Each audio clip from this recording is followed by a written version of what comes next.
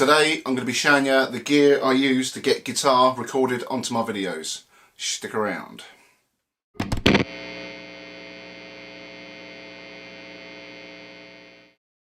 So in today's video I'm going to be going through my guitar rig, how I record guitar to the videos. It's the most common question I get in every single video: what amps I use, what pedals I use. I've put a video up about it before, but it's sort of probably lost in the sands of time now, so I'm going to do a fresh update.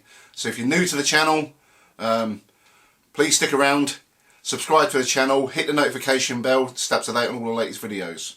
So yeah, basically my rig, I don't use any amps for my recording. I started this channel about 18 months ago, and I've always sort of kept the same setup, give or take a couple of videos.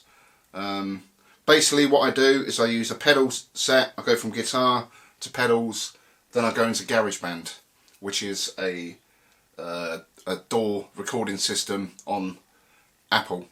I sometimes use Logic, which is a bit more of an advanced version of the software, but GarageBand for recording demo videos and things like that, it's just so much easier for me to use GarageBand. I don't need to mic up to amplifiers, worry about sound levels, disturbing neighbours and things like that. So I can record any time of the day and it's not, you know, deafening my neighbours and causing problems. I'll start off with a guitar, and I always use these Fender cables. I always find these are the best. They're durable, they last ages. I'm actually still on the same two guitar cables I've used since my first video, and I used to use these when I played in a band for a couple of years, so these do last well. I've probably got about 6 of these knocking about, but I've never had to change them. So next we go on to my pedal set. Every video I use the same pedal set. It's a Boss ME70.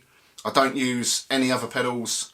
There might be the odd video where I've chucked in a different overdrive pedal just for a different sound, but generally this is the pedal system I go for. So this is my Boss ME70. I've been using this since I've started making videos. Position number 1, that's my compression pedal. I generally I leave the settings on every single video as they are now. So you'll see the top dial is set all the way to the left, which is the compression setting. The dial on the left is the sustain dial. I leave that at 11 o'clock. The attack / tone I'll leave at 11. And the level I normally set about 1 o'clock, depending what the guitar is, how hot the pickups are. I may need to tweak it, but that's generally what I use for that. Pedal number 2, that's the overdrive pedal. The distortion dial at the top there, that's my general go-to sound. That sort of emulates a DS2 or a DS1 sort of sound. Sometimes I'll use the OD1.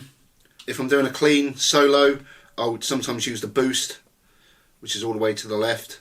The top there, that's the classic, that's like a tube screamer. Sometimes I'll use that, and also there's a fuzz right to the right hand side.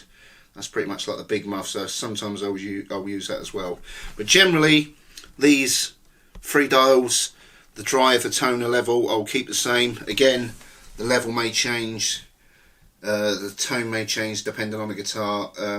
The drive, sometimes I'll put a bit more drive on depending on what it is. You know, if I'm playing something more grungy, I'll turn the drive right up. But generally that's sort of where I keep it, all around about 12 o'clock. I think the level's at about 1 o'clock at the minute, but yeah, that's generally what I use. So on to the third pedal, that's the modulation.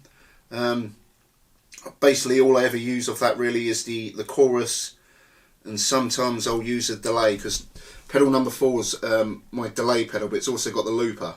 So if I'm using the looper, obviously I can't use a delay off that, so I'll use the delay on pedal 3.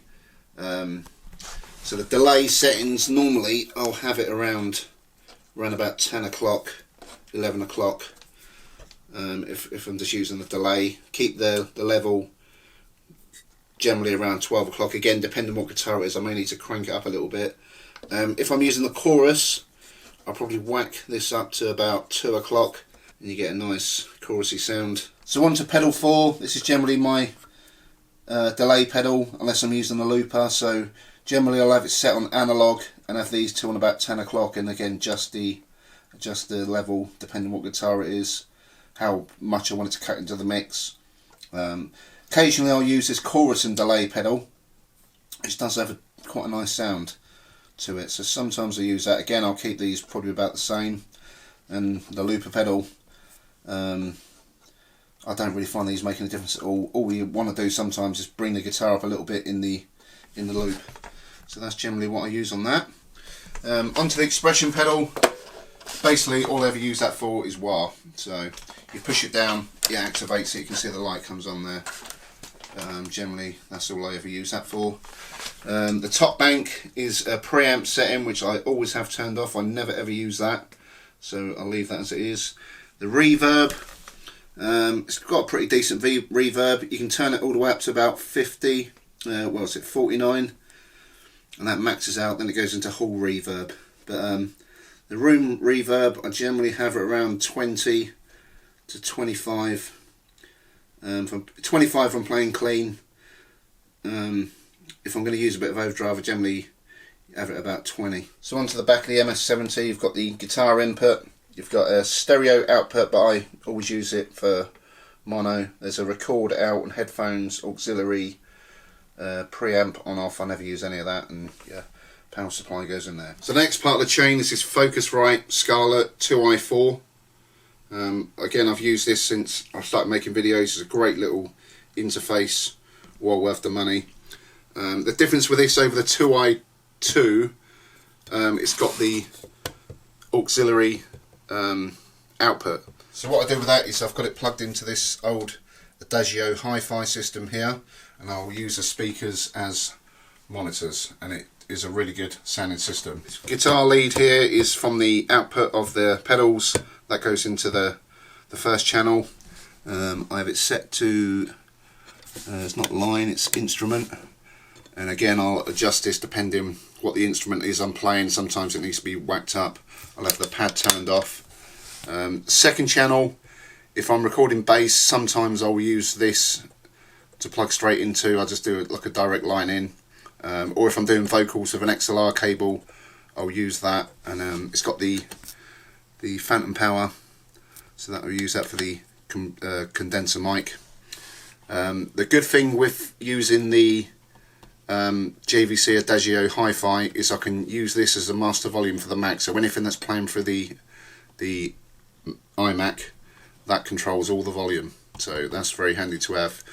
Also, if I'm recording guitar through an amp, I can plug my headphones in there and you can mix the levels and whatever. So this is a really good bit of kit. I think these are about £100 and they're definitely worth it. So from the Focusrite interface, I've got a USB that goes into the back of the iMac, and on the iMac I've got GarageBand there. So this is my default project on GarageBand, so when I want to record a video I just go into GarageBand and click on YouTube videos and this will come up. So this is my default guitar sound. So I use Brick Clean, but it's been edited. So if we go on to track, I'll show you the amp designer. I made a few tweaks on this. I've basically turned the noise gate off, the pedal board off, compressor off, time delay off. So my settings are shown across the top there. I just tweak the bass mid treble, have a little bit more treble. The reverb, sometimes I use this and I'll use the vintage style reverb, but generally I just use the pedal one. But if I want to do something surfy, I'll use this, and you can crank the reverb right up and you get a nice surfy drip sound. But generally I'll have that turned off. I don't use any of this stuff. The presence I'll have turn right round, the master up. You can also tweak these if you want. You can use different style amps, amp heads. You can use different style cabs. The mic style is sort of a Shure SM57. You can also use all these different style ones, but I generally use this, and then I'll set it to sort of in the middle of the speaker but far away. In real life, if I'm using this, if I'm micing up an amp, I'll probably have the speaker around there, but I found this sounds the best for me. So that's that. Then I go into the EQ. I'll just try and keep everything as simple as I can. I don't like too much messing around when it comes to recording. So I'll have a bass drop off. That's all my settings across the middle there. I'll leave everything else around about neutral. Then I'll have a little spike around 1000k, 1200, depending on what the guitar is. Sometimes I'll move this around, but generally it'll be about 1000. I think the last time I recorded must have been 12. So I'll have that 1200 hertz or 1000 hertz, and I generally keep the gain and the Q around about 6.5. So that's basically my settings there. This dial here is the monitor. So when you plug your guitar in, when you first plug it in, I'll show you. I'll unplug the interface, I'll plug it back in, and it will install core audio. It will show up. Okay, so it's installing the interface. So what you need to do when you first start it up, go to preferences, go to audio MIDI, and I've got input and output as Scarlett interface. So the input is the Focusrite going from the guitar to the computer, and then the output, because I've got it connected to my hi-fi, I'll use that as the speakers. But if I haven't got the hi-fi on, you just want to use the normal speakers, you just put built-in output. So that's basically what I use for that. If I'm recording, I want to add make up a backing track, you can add a drummer. You put that in, set your BPM, which is just at the top there, beats per minute. So you've got an idea of a track you want to do, turn the BPM up, and then that's a little bit larger, I'll stretch this right out. And then what I'll do, go back onto that, turn the monitor on, plug your guitar in, and your guitar will be playing on this. So you hit record, and you've got a drumming backing track to play to.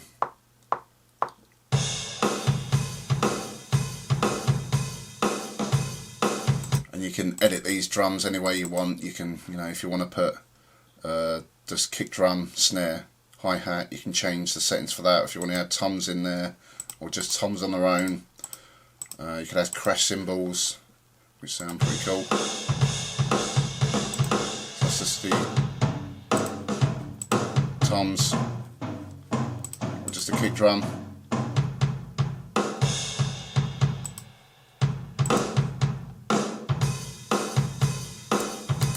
Plenty of fun you can have with these. You can even split sections up, so you can cut that, so there, and you want that with just toms, and then you want the next bit with so if you want it with crash cymbals,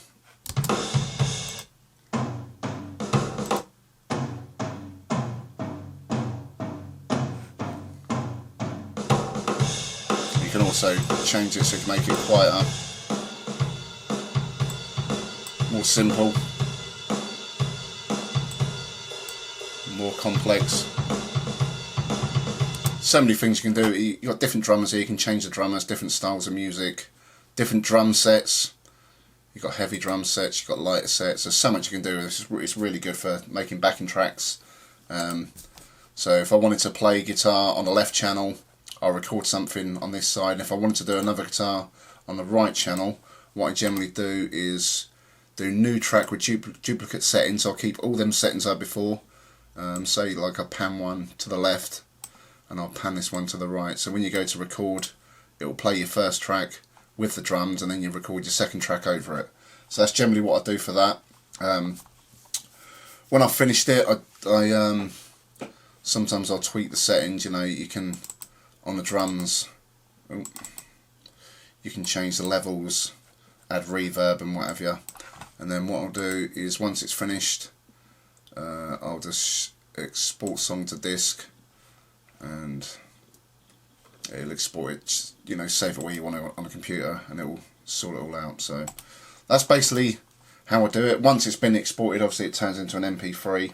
Then I'll go on to Logic and add this MP3 file over the video and edit it where it needs to be. So that's basically the setup I use for making videos. Again, it saves a lot of messing about with amps, miking up amps and things like that, and worrying about room noise and having to put headphones on and what have you. So hopefully that helps everybody out. So there you go. That's basically the setup I use for recording the videos. No frills. I keep it nice and simple.